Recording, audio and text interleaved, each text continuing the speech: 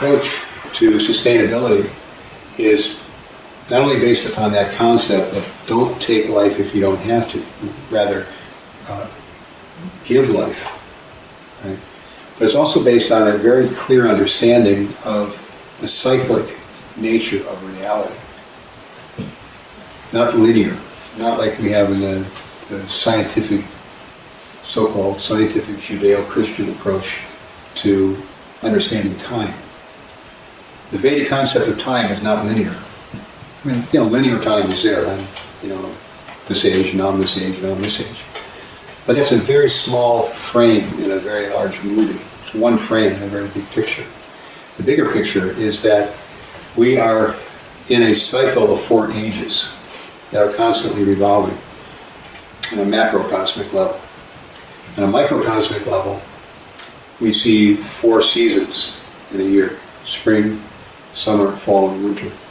So that same turning of those 4 seasons is also evident on a larger scale, where there are 4 progressions from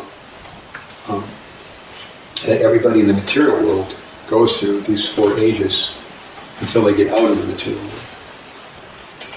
So, there's that saying that history repeats itself. And the reason it repeats itself is that if you're stuck in that cycle for 4 ages, in which you're undergoing the transmigration of the soul through various species of life, and in those various species of life you're committing karmically binding activities, you can stay here forever. And we can talk about sustainability and local food movements and all that stuff, but if you don't get it, if you don't understand that that's not actually the goal, to just become economically sustainable,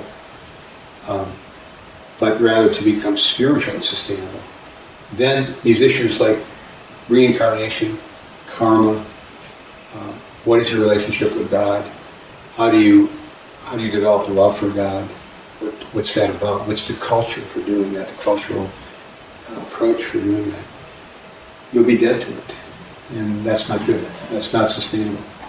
So the thing that we have to offer to the entire sustainable dialogue going on worldwide, which is a very big dialogue, it's probably the subject matter that more people are talking about than anything, is that we can teach people to be sustainable in terms of technique and big picture of what is and what isn't sustainable.